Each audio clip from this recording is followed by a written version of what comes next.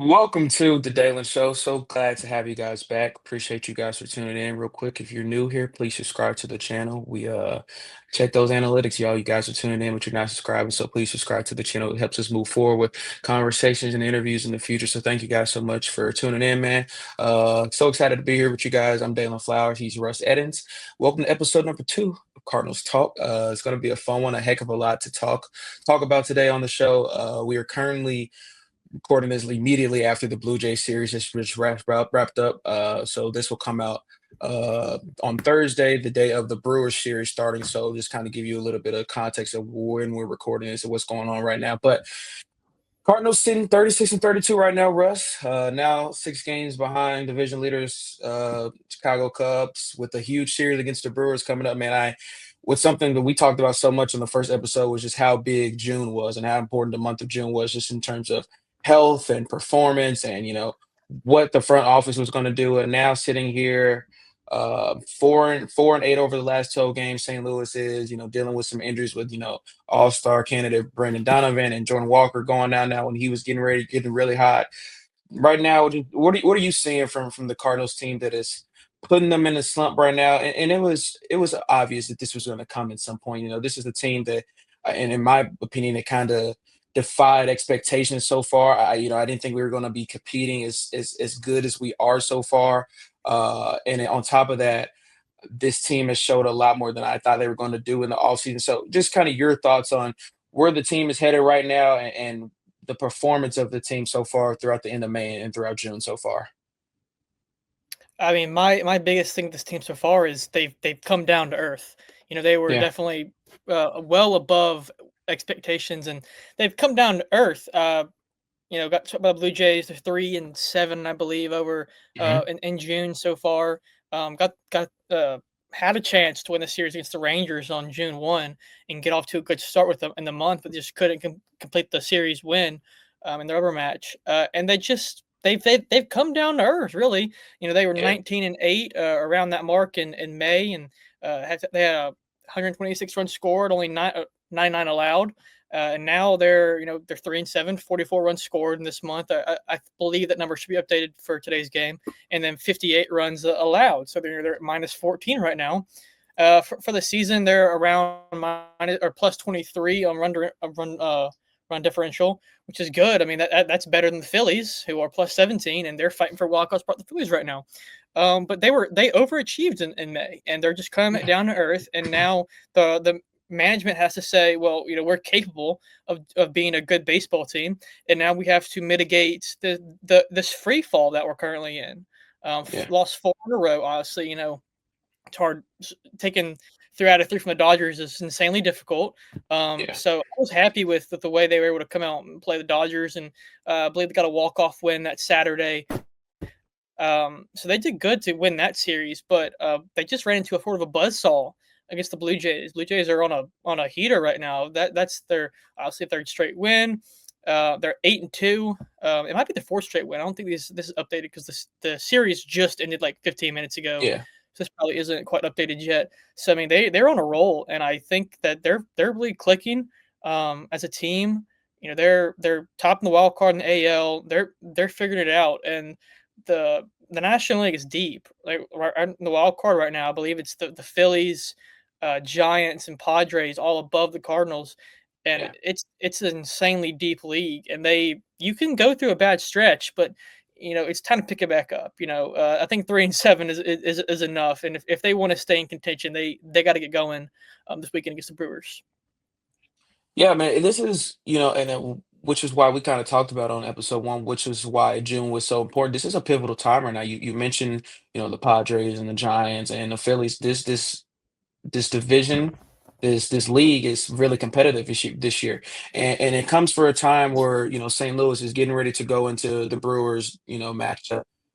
Milwaukee's not is I think a half a game, maybe a game behind St. Louis in the division standings, so they're Mhm. competing with St. Louis just as strongly as anybody else is in the division trying to catch the Cubs. So this is going to be a bulky series for both teams. Both these teams want to come out victorious and kind of have a little bit of bragging rights moving forward, especially, St. Louis, Chicago with the Cubs coming in at the end of the month. So this is going to be a Balkan rivalry, and it's so huge because one of the big things for me was, I kind of felt very tentative about this Blue Jays series. I think, the Blue Jays, I think, are second in baseball in terms of contact to hit, in terms of all teams in baseball. And the Cardinals just have not been efficient in terms of being a great rotation and pitching, zero or minimum allowed to earn runs with contact. And that was something that I was kind of iffy going into this series. And I kind of felt that that was going to be tested really strongly. And it was. And, the Blue Jays came out victorious. But one of the things that stood out to me is they just continued to fight. And even though we got Mm. swept,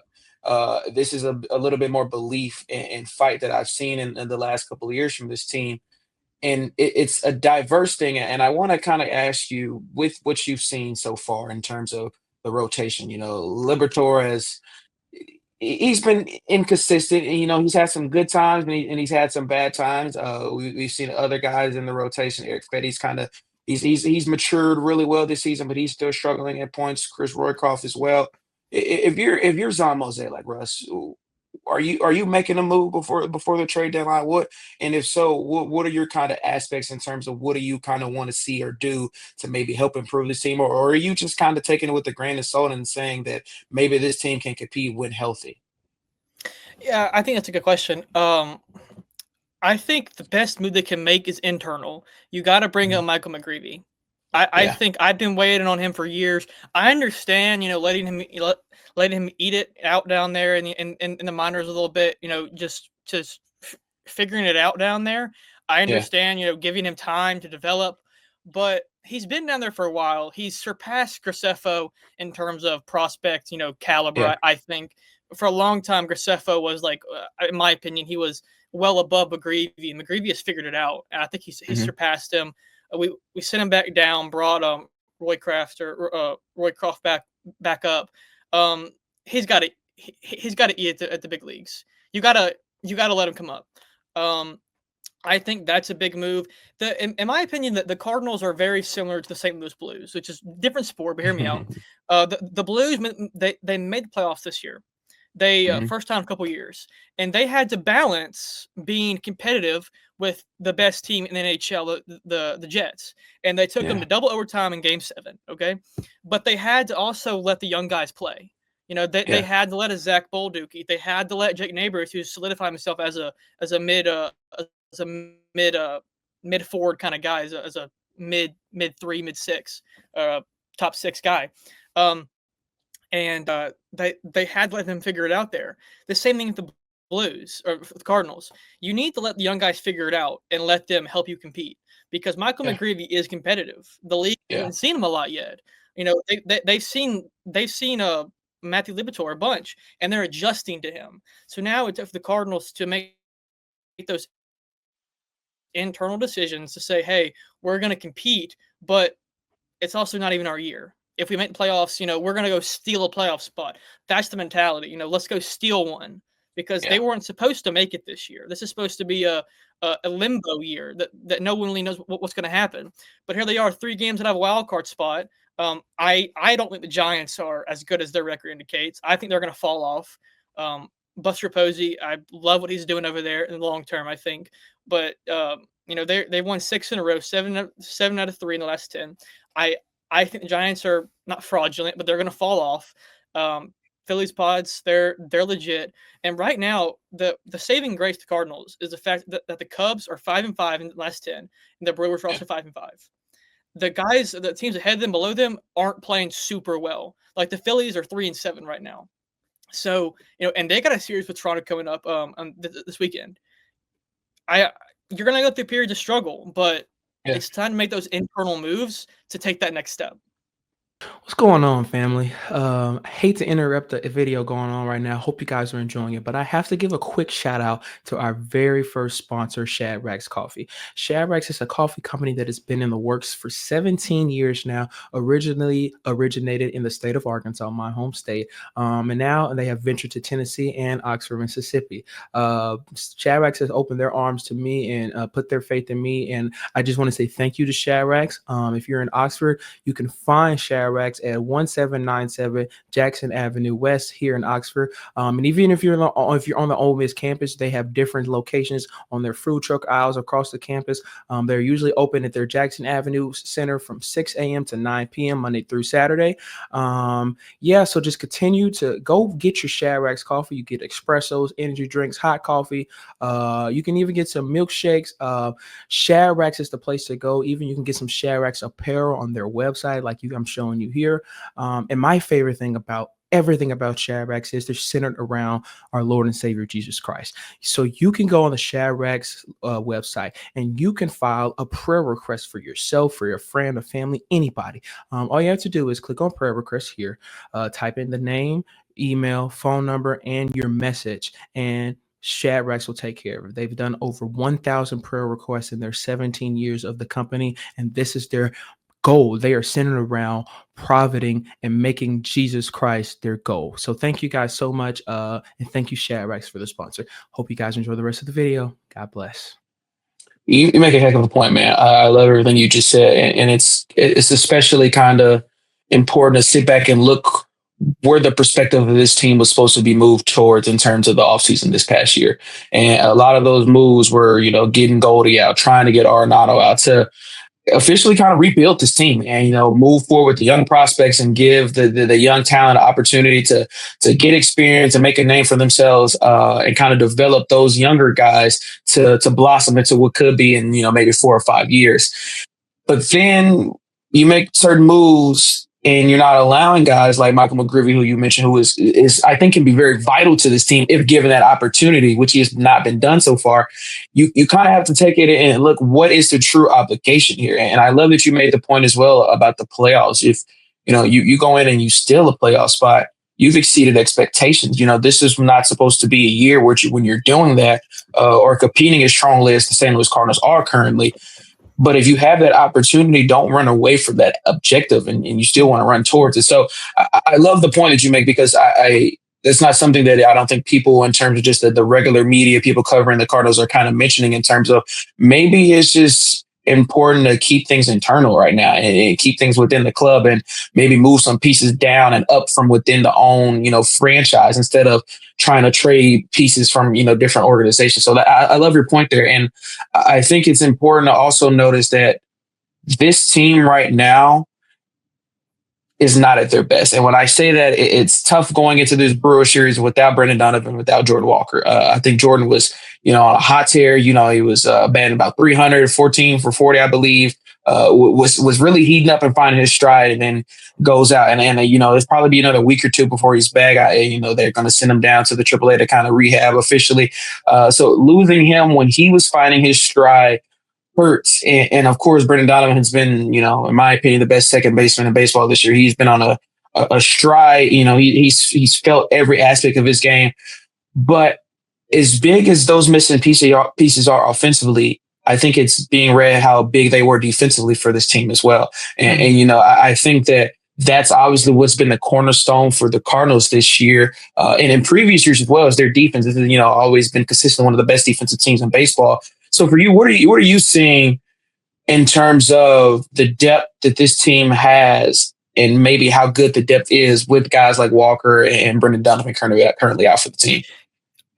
I've always liked the depth of the Cardinals, and I've liked the positional depth. I don't always, I know most fans don't always agree with what Marmol does on the bench and how he operates his ideology and whatnot and things. But I always appreciated how it was so layered. Like Alec Burleson, not the most athletic guy in the world, but can still play three positions plus DH. Yeah. Brenden Donovan can play everywhere. I like the idea of having Goldie when he was here and Arenado be able to, play the corners and then DH. I like guys how they could you could just DH somebody and get them off their feet for a day. I liked how this positional depth that they had allowed everyone to stay healthy, and I think that was a big deal, especially in 22 when Yeah. Arenado and Goldie were just so tired after carrying the team all summer and they just didn't play well in the playoffs. Yeah. So I think having that positional depth is great, but it's sort of gone away. The depth's been, I don't want to say tested recently, but guys like Miles Michaelis, Libby, Brendan Donovan's come back down to earth a little bit. Yeah. Obviously, he was leading the league in average for a while. I'm sure he's still top 10 now. The check after today's games, but he's down to 310. That's a little below his standards for this year, I guess. We're talking about Brenden Donovan at 310. He was at 330 or 320 for a while. Yeah. Had something a great year, but everyone seemed to come back down to earth, like I said a little bit, and there isn't help coming. It's up to them. I personally don't think they need to make a lot of moves at the deadline because in the past it hasn't worked. Last year they traded Fetty. Fetty's worked out in the long term. They traded Tommy Pham. Tommy Pham was there for about a month and was DFA'd. So the depth's getting tested, and they haven't done very well so far. But it's only the 11th, and you have one off day in the next 19 days. So you have the chance to prove yourself. This depth is going to work, or it's not going to work. So this is the ultimate test. But I liked what I've seen out of Nolan Gorman recently. Nolan Gorman has shown that Donnie doesn't always have to be the perennial all-star. He doesn't have to carry the team. Because you have Foreman that can go off for a little bit. I think prior to today's game, I got the stats earlier. His BABIP is off the charts right now. It's 625. It's not sustainable. But he's slashing 467, 529, 933, and his last 15 at bats in 6 games. And is it sustainable? No, but I think if he can find some middle ground here, he can be a solid bench piece, which is all they need him to be. They need him to come off the bench occasionally and pop one over the fence. But yeah, like you said, I think the depth's being tested right now, and they just got to get going here soon. But it's been a tough stretch, but I think they can figure it out, especially with this Brewer series. There's nothing like a rival game to get you going. Yeah.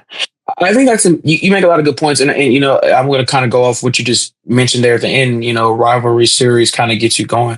I think that's huge, and it's kind of been weird sitting back and I'm like, we're in June. We haven't even played the Cubs yet, and so it may be a vital piece in terms of, okay, now we're seeing teams that collectively we're now initially competing against. And I think, this Milwaukee series is coming at a great time because guys are in a little bit of slump. You look at, look at Lars Nootbaar, who I praised greatly in the episode 1. And he's come back down to earth, like you mentioned. He's been struggling. I think he has 12 strikeouts over the last 25 at bats. He went 3 strikeouts today against the Blue Jays. He's not finding his rhythm anymore. But I think it's so important that he finds it quickly because I've said this in the first episode. I really believe that this team feeds off Lars Nootbaar's energy. I think when he's fine and he's moving and he's getting on his and the crowd is cheering nude and he's doing his thing. And I think the dugout is feeding off of that and moving a lot harder when he's doing well and he's getting good energy. But you look at a collective of other guys as well. Ryan Helsley is kind of been a little bit inefficient over the last week or two as well. Andre Palante as well. So there are a mixture of guys that have kind of seemed to not figure out their true identity yet, but it's coming at a great point because it's still, pretty much early June. And if you want to have that kind of moment right and win, it's going to be right now. And, it's a time where can the Cardinals face adversity and overcome it? And I think they can.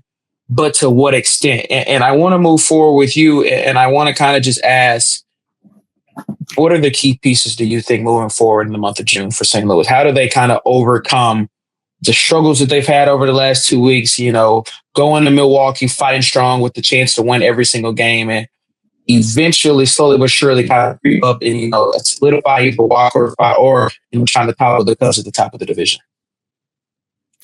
I mean, it starts with Oliver Marmol. It does. It starts with the head coach, or the manager, I should say. Uh, he's got to realize that he has a good team this year. They're sort Yeah, of on the downhill right now, and he's got to figure out what needs to change. Because if I'm the manager, I'm kind of scratching my head. They're pretty good in one run ball games. They lost a couple this weekend. They're yeah, awful and they're 1-5 in extra innings games. Um, and there is a lot of ground to make up, as far as what to improve on. I mean, it's just basic, stuff. It's like hitting run in scoring position, good starts. It's just basic things that they haven't done this month, and they were doing yeah, very very well last month. So it's not like they need to win in the margins or something. They just need to get back to their game because they've yeah. lost it. The hitting was top 10. It's down toward the middle of the pack now. ERA in the past 9 games is like up in the fives. That's bottom of the league. So it's just about getting back to where they were and seeing if it's even possible at this point. Because I mean, I think it is, but it starts with Marmol and saying, hey, what we're doing now isn't working. Let's change it back up. Let's do. I don't know what they've changed other than they just kind of lost it. The calendar flipped, like I said last time. You want to see May 32nd, and they saw June 1st, and they just lost it. So you kind of got to find your mojo again, and I think that starts with in the dugout with Marmol and the staff, and they got to say something isn't working. Let's make a change, and that change could have been Michael McGreevy, but they sent him back down. Um, I still love the catching depth. I think Me that's too. Herrera, the Poho, say his name. I should know that. Bozo. He went off. He had a home run today. Yeah, Great fan catch, by the way. And they're staying with their game. They've stayed around the same. Herrera's been good all year, but everyone else has sort of trickled down. So it's just about getting back to their game, and it's not like a one man show here. It's a collective effort. Just get back to what you're doing. And I couldn't tell you what they've changed other than they've just sort of lost their way. yeah. I've seen fans call for for Ryan Helsley to be removed from the closer role. I don't think you can judge a team based off a 9-game or a 10-game stretch. It's just they're sort of lost their way, and it's up to Marmol and our Arenado and the leaders of the clubhouse to sort of get them back to it. I'm curious to know your thoughts on the Helsley situation. Is it just a slump, or is this who he is now? I mean, like you mentioned, I really am not going to judge him off just a week or two of a span. I think that he's been really important to this team over the last couple of years. I think that he's become predictable. And I don't want to say that in terms of that does not make him one of the best closers in the game. I just think that, it was a little bit more easier for him when he first got into this position to kind of electrify things, kind of rely on that, triple digit, fastball and only mix in the different pitches of the arsenal a few times when it was needed. But I think that, hitters are becoming more acquainted to the 100-mile-per-hour fastball now. It's something that, 5-10 years ago, you're like, okay, that's crazy. Now you're kind of seeing it more often. And now it's, batters are preparing for those things more. They're seeing it more often. So now they know how to approach it differently. So I don't want to say Helsley is not, great or elite. I still think that he's, one of the best closers in the game. I think he's still a vital part for this team. I just think he's become a little bit predictable. And now it's time to, divert and kind of grow a little bit of different things in your arsenal. That fastball is still going to be your thing. It's still going to be needed and it's still going to be lethal. But how do you then move forward in a game plan when it isn't working? I think that's something that he has not been able to establish really well. When that fastball isn't connecting, how do you have a plan B or a plan C to move forward greatly? So I think that's a big portion for him. And I think it's a big portion for this team. You mentioned Marmol. I think Ollie's a great manager, but I see when times get rough, he doesn't have a backup plan, or he doesn't know how to maneuver or adjust when that original plan doesn't go his way. And so those times are going to be tested strongly for him over the next 3 weeks. How does he adapt when he needs to adjust really strongly? So I think that this is going to be a time where the heart and the value and the strength of this team shown on what they can produce for the rest of the season is going to be tested over the next 2 or 3 weeks. But I'm not, like losing my mind that, they're 4-8 over the last 12 games or 3-7 in June. This is something that I saw happening. This is baseball. It's the team that, against the Dodgers, then can't compete with the Rangers, can't compete with the Royals, can't compete with the Blue Jays. That's baseball. At the end of the day, you're going to win some and you're going to lose some. But the totality of where this team is still moving, I'm still excited about what can happen. But the right pieces and places are going to need to be put in position if it's going to happen. So I'm not like losing my mind. I don't think that's the proper position to do for this team right now. They've shown me a lot more than I expected this season for me to be like, oh my gosh, it's time to completely have chaos and lose our mind. So I'm not there with this team or with any of our players right now. Yeah. Yeah, and I think we've seen chaos the past year or so. Last year they competed for a while, they fell off, and they never recovered. And then the offseason, we're talking about GM or what's the title? President of Baseball Operations change. We're talking about, should they sell the team or something? Fans are a little dramatic that way as always. But we've seen more chaos as Cardinals fans than we have in years, since I can't even remember when. I followed Cardinals for 13 years. I mean, nothing crazy. I mean, I'm only 20.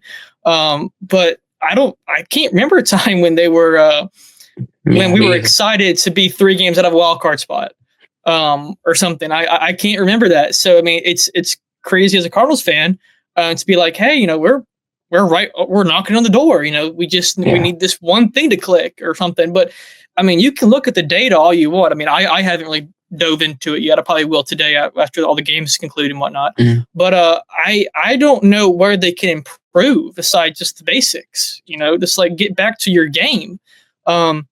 It's not like one player is falling or something. It's Victor Scott's falling off. Donovan's injured now. Contreras, I don't know his number off the top of my head, but he got a couple good hits this weekend. He's RBI single today, RBI single I think for Monday. Arenado, I don't know what's going on with him. I think he's taking more of a leadership role, and I wish he was still producing like he did a couple years ago, but he's kind of tailed off this year too. Yeah. A lot of OPSs are in the mid 6s, and that's not what you want to see. You want to see those high 700, 800 numbers, but it's just they've gotten away from the game a little bit. And that's fine. It's a 162 game season. They're going to figure it out, or they're not. And if they're not going to figure it out, then I'm going to say, oh, this is what we expected. They figured out, this is just a great baseball team that's figured it out in a time of distress. And it's just either way, I think change is coming to the baseball team, and I think Chime Bloom is going to be good for the team and in the long run. And it's just a matter of getting to that transition period. Yeah. I think it's important that fans and the media don't lose their mind over this stretch right now, because I wholeheartedly believe this team, they value, the fan support and the media support, and they thrive when there's the crowds at Busch Stadium and it's packed and loud and it's filled up and and everything's going good. So I don't want fans or the media to just like jump on this bash wagon of bashing this team right now of what they've done over the last 2 weeks. I think this is a team that is still finding their strides, but when they have it together, can really compete with anybody in baseball. And that says something comparing to where we thought this team was going to be, a few months ago. So I'm not overly concerned. I think that the time is now, if you're Oliver Marmol, to kind of sit down, understand your objectives, look over things, and have that talk with your team. Like, the rest of this month is huge. The rest of this month is the time to show what our strong suits are, how healthy we can be, and objectively how we match up with other teams that are going to be competing with us. I mean, this stretch for the St. Louis, Milwaukee, the White Sox, Cincinnati, the Cubs, and the Guardians to end the month, and the Pirates rolling out at the end of the month as well. this is going to be a competitive time right now. And this is a time where you also want to find a larger identity for your pitching rotation. That's just kind of been the miscue for this team so far. The offense has struggled over the last 2 weeks, but before then, and even some of the games throughout the spell, this offense was one of the most reliable offenses in baseball, but they just weren't getting enough support from their pitchers to kind of be like, hey, this is an elite baseball team. And so if we're able to find that identity, if we're able to find that confidence, then I wouldn't worry at all about this baseball team. But this is a growing pain that is expected and is going to happen for all teams at some point. And I'm kind of just hoping this is out of the way quicker. And I'm glad it's happening right now, if that makes sense. I'm glad it's happening early June and not, late June or in July, middle July, late July. This is kind of the best time for it to be happening right now for St. Louis. Yeah, and I think guys like Miles Mikolas got to step it up. Miles Mikolas is not been good. I read a comment last night that made me laugh out loud. It was hilarious. It said, I don't know how. I think he pitched in the fourth or the fifth maybe last night, and it said the comment goes, his pitch count's higher than his velocity, and he throws those lob balls in there and they go 500 feet and they're posted MLB, and I'm like, is he a position player? The comments were like, this guy, he's got to be like a shortstop or something, just throwing it in there for BP. But I mean, I get it. He's an older guy. Velocity's gone down, but man, it's really gone down. Like, have you ever seen Rookie of the Year? Or it's the movie where the kid goes with the Cubs. The pitcher, we get his name. He throws it in there, and he's like, "My elbow hurts." It's kind of like that. It's the same mustache and everything. He's like, he's done. I don't know what he's got to do, but it looks painful when he throws. Just like I wish him all the best, but I'm like, man, it's you're not, you're obviously not all there. You're giving it your all, but your all is not as much as. It's not half of what Sonny can do anymore. And he's 3 years younger, maybe. But man, it sucks because Miles was he's such a funny guy. He really is. He's such a nice guy. But it sucks to see him struggle like this, and for fans be like, hey, it's time to go. Yeah. That's a point that I kind of glad you brought up. I mean, I thought Miles should have been gone after last year. He's kind of had a few good games this year, and it's like, you watching his good games, you're like, where is this Mikolas been at? And then you watch him yesterday, and you're like, okay, this is cause for concern. And that's an older guy that I don't know if it's needed in the rotation anymore. I don't think it's needed in the bullpen, in the dugout, for him to be here in terms of a leader role anymore. I think that there's an ability with Sonny Gray out there, and guys that maybe you're not in their 30s, but are in their 27, 28, 29 years that can provide that leadership other than Miles Mikolas, and you can, hopefully make something happen and get a younger guy in that rotation. Not saying that that's what I want or what, it's going to happen, but, it is time to start looking at other options for Miles Mikolas. I kind of hate it because he's always kind of been like the representative of, what a great guy should be and, what a Cardinal should be, but his performance just has not been, satisfactory anymore, unfortunately. And it's time to now look in directions. It gets to the point with this team that, what are your objectives, especially if you're Mosaic, you're about to be gone. What are your objectives in terms of how you want to be remembered? This is a franchise, one of the most decorated franchises in all of baseball history, but not been to the World Series in over 12 years now. Made the NLCS, just once over the last 10 years. And when they made that NLCS, they got swept by the eventual world champions, Washington Nationals. So how do you kind of want to be remembered? Though those first years for Mosaic were great, but this last tailspin has not been great. This is a tenure that I have not really been I've not been seeing my whole lifetime as a Cardinals fan. Like Russ, I'm only 20, turning 21 soon. So I've watched spectacular things. I watched the World Series title. This is not the way you want to go out. And so objectively understanding those things around guys like Mikolas are going to be huge for Mosaic. And, it's going to be a huge rest of the month for St. Louis. And I'm excited to see where things move forward. The Brewers series starts tomorrow, 6:40, I believe. It's 6:40 p.m. Central. So you guys will hear from us soon next week, hopefully.